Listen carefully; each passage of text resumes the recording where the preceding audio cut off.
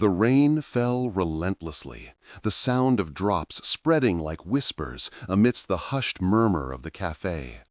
The aroma of roasted beans mingled with the scent of wet earth, creating an atmosphere conducive to contemplation and despair. In the most isolated corner of the room, hidden by the shadows cast by candlelight, she sat. The young heiress, her eyes lost in the steam of her cup, seemed a relic of a better past, suffocated by the expectations of the court.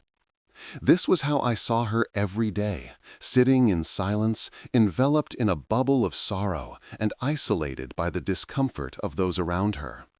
Nobles and vampires alike looked at her with disdain, murmuring about her fragility as if the mere fact of her existence was a burden on their entire world of appearances. My movements around the cafe were automatic, yet whenever my gaze met hers, a flicker of understanding passed through me, warming what, until then, had been only superficial warmth. Approaching with a ceramic tray in my hands, I could feel the tension in the air. As I served the freshly brewed coffee, the boundaries of silence around us seemed to tighten. When my fingers brushed the cup, a thread of connection ignited. In the young woman's delicate hands, the warmth of my touch became a deep, comforting jolt, as if suddenly she had the strength to navigate the unspoken words hanging in the air. There was something undeniable, a hidden power in the interactions that unfolded between us.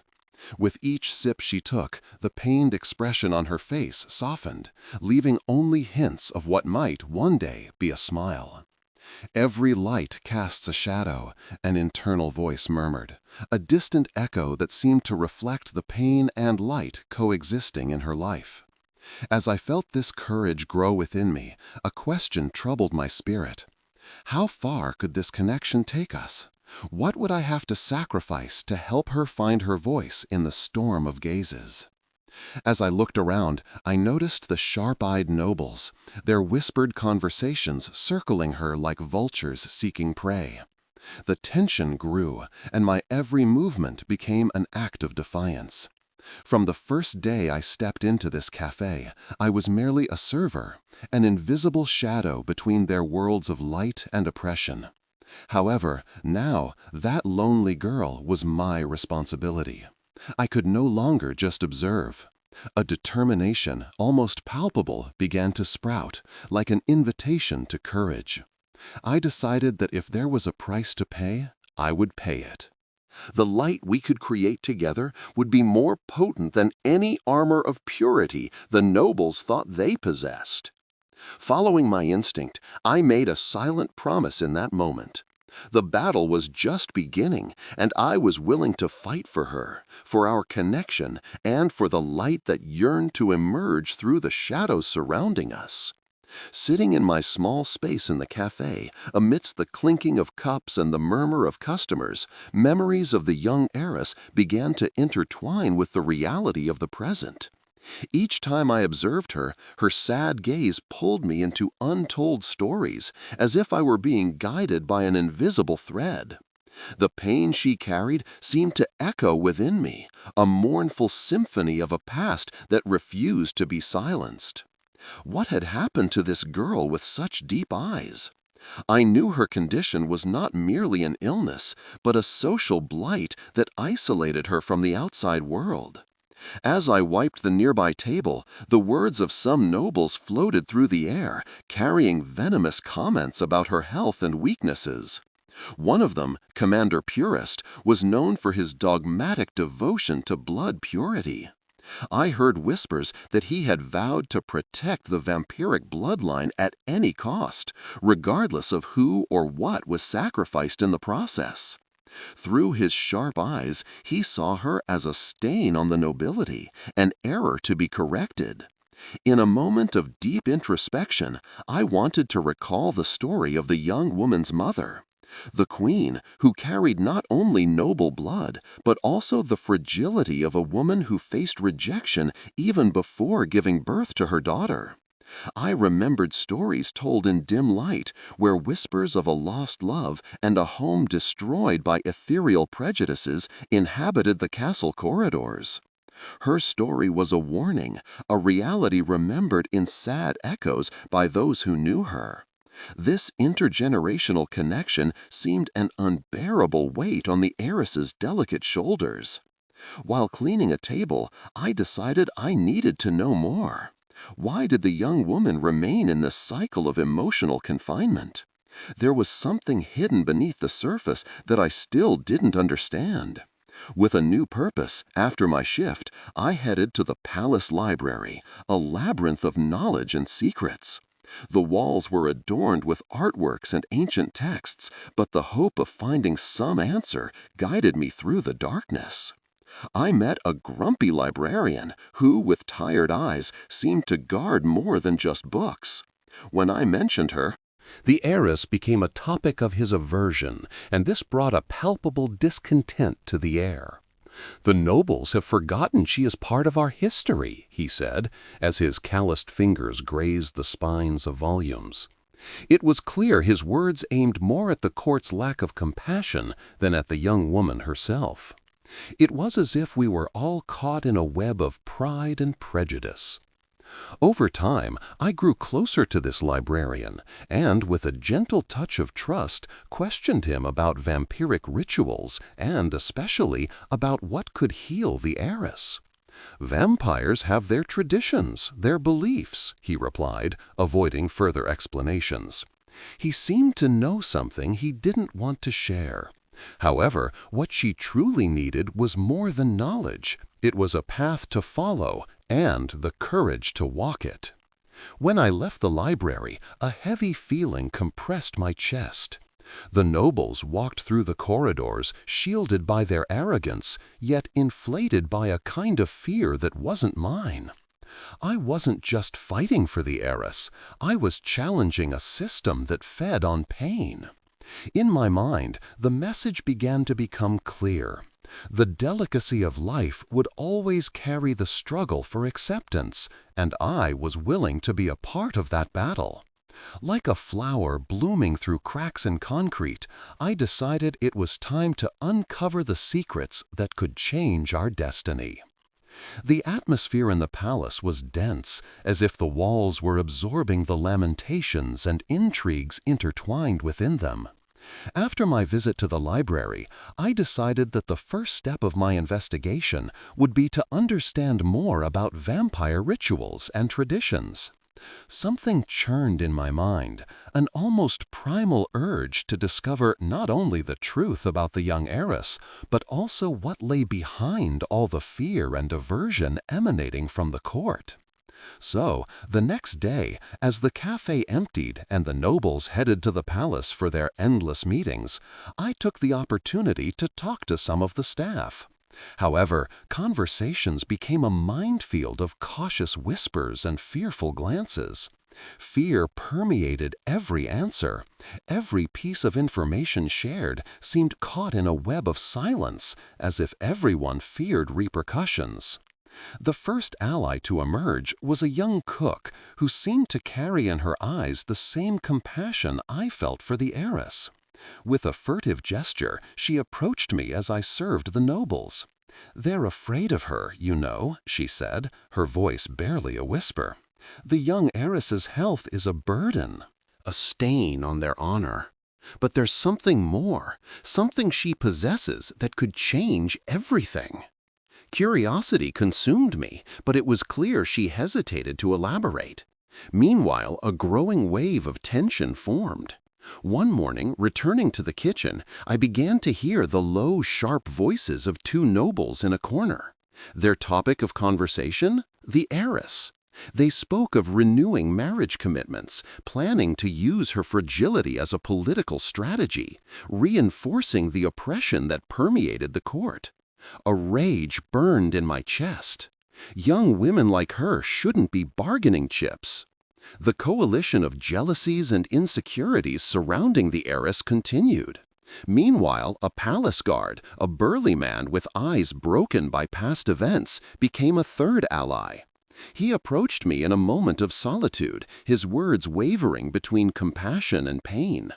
"I believe vampires hold the key to healing, but it's steeped in ancient rituals the court disdains. something that could bring her the redemption she needs. It's a matter of courage and unearthing the secrets that are buried. I had somehow found strength in my interactions with them. Each conversation and revelation was like a small piece of an increasingly complex puzzle. But the approach had to be careful. I was navigating dangerous ground where every whispered word could carry disproportionate weight. That same afternoon, opening the door to a forgotten storeroom, a wave of curiosity drew me forward. The place was dusty, reappearing like a time capsule, full of artifacts that could unravel the heiress's history. Among the artifacts, I noticed an ancient journal. Picking it up, its pages were yellowed, but they could still offer some clues about what I was trying to discover. With a new focus, I realized that the truth about the heiress's lineage and the cure were closer than I imagined. With each step, the power game became clearer, and the menacing shadows of a dark fate accumulated around us. In my heart, I knew that no matter the resistance one encountered, human connection, compassion, and determination were the first steps toward true change in this shadowed realm. The battle was far from over, but the light of hope was already beginning to glimpse through the cracks of darkness, and I was determined to fight for it. The atmosphere in the palace became unbearable, as if the pressure of ancient secrets was about to explode. The journal I found became a compass, revealing a ritual called the Blood Bond, which promised healing and liberation for the heiress. But we knew that engaging in something so profound required courage, and all who dared to disturb the court's order were at risk. That morning, I set out to find allies. First, I found the librarian. He, attentive and skeptical, pondered the tradition I had mentioned. "If this is true, we'll need a pure bloodline beyond hers," he stated, his voice carrying the gravity of what was at stake. Of course, a pure vampiric lineage was the greatest taboo, but the possibility of finding a solution was stronger than the fear surrounding us. Next, I sought out the palace guard, a robust man marked by life. As I broached the subject of the ritual, I noticed his eyes reflected an internal battle. "The truth can be a double-edged sword," he said, his grave tone echoing in my thoughts like a warning. However, his determination to help encouraged me. The three of us, the librarian, the guard, and I, became a triangle of hope amidst the oppression. As we prepared for what was to come, tension in the palace corridors escalated.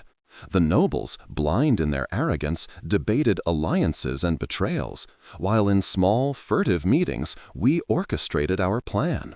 The storeroom I discovered became our base, full of ancient secrets ready to be unearthed. With each new fragment of the journal we reviewed, the image of what we were about to face became clearer. That night, under the moonlight, we met in an isolated corner of the palace. The journal lay open before us, revealing the steps of the ritual. With each word read, a sense of obligation grew. We knew we had to act before the court could perceive our movement. The nobles were so engrossed in their schemes that we could almost hear their mocking laughter and threatening whispers echoing through the walls. The approaching battle was not merely about seeking the heiress's cure. It was a fight for truth, for breaking the chains that imprisoned humanity within the vampires. We became an insignificant but determined front, challenging a system that considered those who were different as burdens. It was a fight for the honor not only of the heiress, but of all who dwelt in the court's shadows. With a racing heart, I looked at my new allies. A combination of courage and compassion was born within us. We knew we might not be the same after this journey, but the hope of a brighter future bloomed, a promise that light could, one day, prevail. Thus, with renewed determination, we knew we were about to make history. Time for action was running out, and soon the heiress's truth would be revealed to all. The moon cast its silvery light over the hidden chamber, where the air was thick with anticipation. The librarian, with trembling hands, arranged artifacts on a makeshift altar. "This is the moment we've all been waiting for," he murmured, patiently preparing everything. But uncertainty weighed on our hearts. The words of the journal danced in my mind, and each clause echoed the gravity of what we were about to face. The guard, firm as a rock, prepared to protect our ceremony at any cost. Meanwhile, the heiress watched, her eyes full of distrust and fear. "You are our only hope," I said, trying to calm her. "This ritual can free you, but you need to trust us and yourself." She hesitated, but the urgency of the situation seemed to be breaking down her barriers. Time was running against us. The nobles in neighboring chambers laughed and conspired, their echoes piercing the thin walls like sharp blades. We knew that at any moment they could discover our gathering, and with it our last chance for change. The noise intensified, but we remained, determined and centered, facing a storm about to erupt. As the librarian began to recite the ancient words, the room came alive. An almost palpable energy coursed through the environment, and echoes of a forgotten past were about to materialize. The heiress, with a mix of fear and determination, prepared to enter the ceremony. The connection we hoped for formed between us, a thin line of light persisting against the oppressive darkness of the court. With a final signal, a crash in the corridor froze the air. A group of nobles, alerted by rumors, was rapidly approaching. The moment of truth was there, hanging by a slender thread. The librarian continued to chant the words, tirelessly, as if the very ground beneath our feet was moving. Adrenaline pulsed through my veins. "We need to speed up the process," I shouted. The guard moved towards the door, ready to face anyone who dared to interrupt our fight for freedom. "Hold the entrance secure," I ordered, and my voice rang like a bell amidst the wary silence. Meanwhile, the ritual words intertwined in a crescendo, and the room seemed to vibrate under the conjured energy. The shadows in the corner appeared to writhe, reacting to the power that was about to emerge. The heiress, now immersed in the process, began to glow, every insecurity dissolving in a sea of tears of self-realization and liberation. But time continued to run out. The noise of the nobles grew, a roar of rage denouncing our betrayal. I knew the battle was not just for the heiress, but for the hope of a new tomorrow, where the oppressed could finally find their voice. If the ritual failed, the court's dark past would fall upon us like an uncontrollable storm. With a racing heart, I took a deep breath, determined to change the course of that night. The ritual was almost complete, and the battle became more than a fight for freedom. It was a fight for identity, a deep cry for the true essence of who we are. In this decisive moment, the light of truth would confront the shadows, and determination would be reborn even amidst the approaching chaos. The noise intensified at the door, and I felt the pressure accumulating on the chamber walls. "They're here!" I yelled to the guard, who positioned himself with sword in hand, ready to defend everything we were trying to build. Time was against us, and the battle between light and darkness pulsed around us. The librarian, with a firm voice, continued to recite the ancient words of the ritual. The energy in the room grew, vibrating like a violin about to go out of tune. The heiress, now immersed in her own glow, seemed to resonate with the light emerging from her. Every word uttered by the librarian became a pillar, supporting her, anchoring her in her truth. But the nobles would not be easily intimidated. One of the leaders, known for his cunning, burst into the room, fury etched on his face. "Traitors!" he roared, pointing at us as if we were evil creatures. "You dared to defy the established order." The guard interrupted the confrontation, stepping forward to block the noble's access. "You have no idea what you're about to interrupt," he said with a calculated voice, mixing bravery and desperation, while his blade reflected the growing light. My heart pounded. Every moment we lost was a closing window. "Keep going," I urged the librarian, focusing my attention on the heiress's glow. It was a dance between past and future, and I knew what was at stake was greater than any of us. Surrounded by light, the heiress began to murmur the words her heart yearned to pronounce. The room trembled under the pressure of accumulated energy, while shadows clustered in the corners, as if the very place was aware of the impending battle. "We have to finish this," I whispered. The words came out of me like a sacred mantra. What we were doing was a fight not just for her freedom, but for all who had been silenced for generations. More nobles joined the confrontation. "Burn them!" one of them shouted, a command that would make anyone tremble. Panic flickered for a moment, but I knew there was no turning back. "Advance," I ordered the guard, who pushed the nearest noble, distracting him while keeping the entrance safe from the outside world. The ritual's energy culminated intensely and uncontrollably. The librarian chanted the last words. The room became immersed in an almost celestial splendor, and the heiress, now with a strength she never knew she possessed, rose. "I am more than my past," she cried, each syllable vibrating like an echo of resistance. The shadows danced again, but not with fear. They were now on our side, as allies in our cause.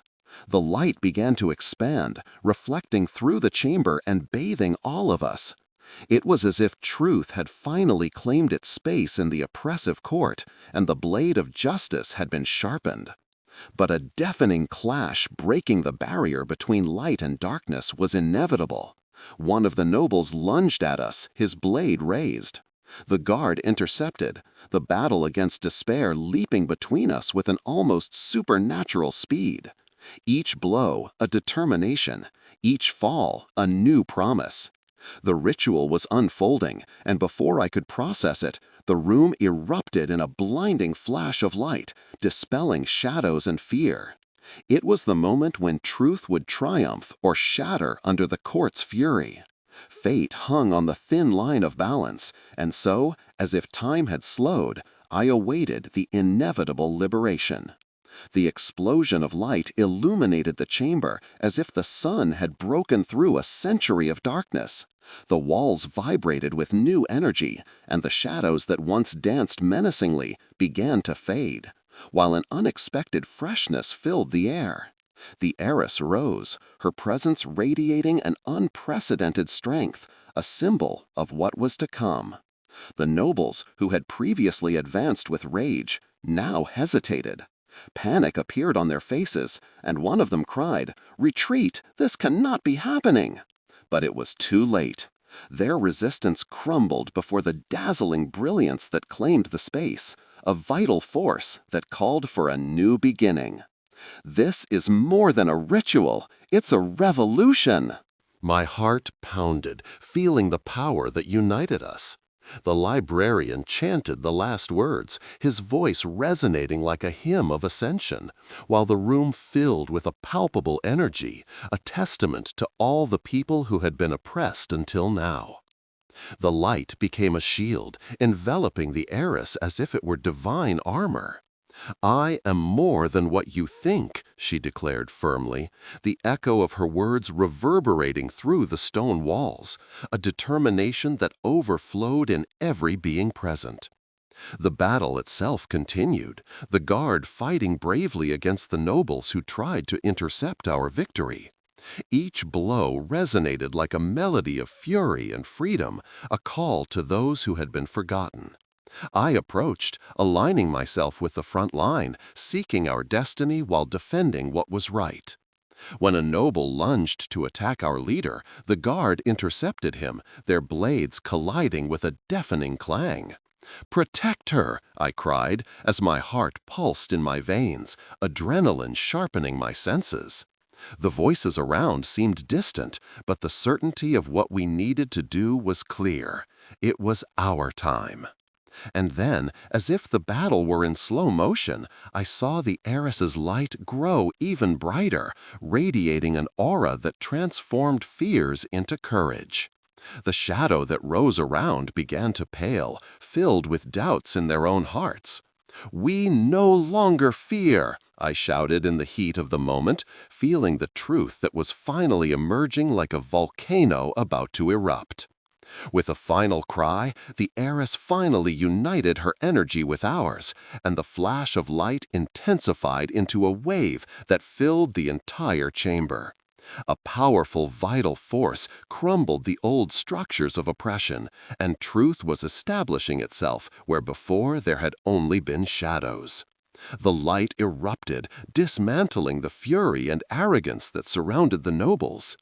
The last vestiges of resistance were reduced to dust as the nobles retreated, devoured by the very darkness they had perpetuated. Those who remained saw for the first time the unified strength of what we were, not mere nobles or commoners, but all part of one people, pulsating with life and determination. "May this day be etched in history," proclaimed the heiress, the light now stabilizing around us. As the echoes of ancient shadows dissipated, renewed hope exploded in our hearts. From that moment on, the court would no longer be a place of oppression, but a space of equality. A new beginning where truth could finally be recognized. Changing the world began there, and we would be the guardians of this new era, a future where everyone could shine. And so, with determination and courage, we advanced together towards the horizon of hope. The light stabilized around us, creating a palpable atmosphere of transformation. The vibrant echo of the heiress's words still reverberated through the walls, while confused glances now turned to each other, intertwining into a collective sense of belonging. What was once a divided court now became a space conducive to unity. "It was just the first step," said the heiress, her voice carrying the certainty of someone who had traversed the darkness. "We need to turn this new reality into action." The adrenaline that had once coursed like a rushing river in my body now settled into a calm lake of determination. Looking around, every face reflected understanding. A new mission had emerged. As the dust of battle settled, the defeated nobles retreated, some embarrassed, others furious. I saw one of them, an elderly man, look at the floor as if questioning his own life. But freedom had a price, and that day would be marked in history, not just for us, but for all who had felt oppressed for decades. As the sun began to set, a new era dawned. The heiress turned to those who remained, a mix of subjects and allies. "How can we build a court where everyone is heard?" she asked, and the question resonated like thunder on a calm night.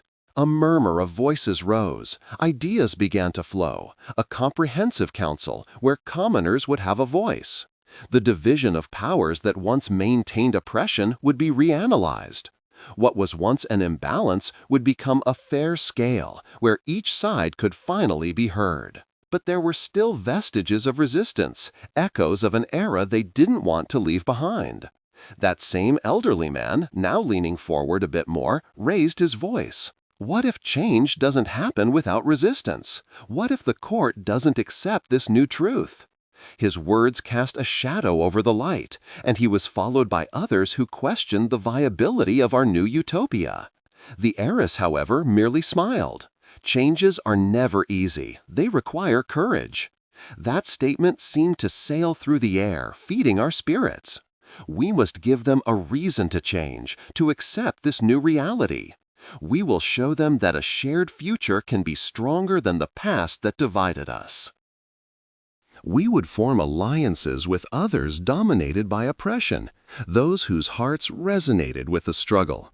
In the days that followed, the court was not limited to dialogue in the stone chamber. We initiated dialogues in the streets, in the taverns, and in the markets. Little by little, a new spirit began to emerge among those who inhabited the realm. The nobles, stunned and perplexed, would come to realize that true strength lies in collectivity, and that their privileges could be transformed into something greater. We began to unite to form a single power. Days turned into weeks, and on our path we found old letters and records that mentioned not ancient rites, but the roots of forgotten traditions. In our hands, truth was a sharp blade. Looking at the heiress, I felt we had the capacity not only to transform her, but to rewrite history itself. And with each passing day, I saw glimpses of a new horizon, one where divisions dissolved like morning mist, and the echoes of oppression became distant whispers in a new symphony of hope, courage, and unity. The fight was still before us, but now we were more than a light in the darkness. We were the dawn.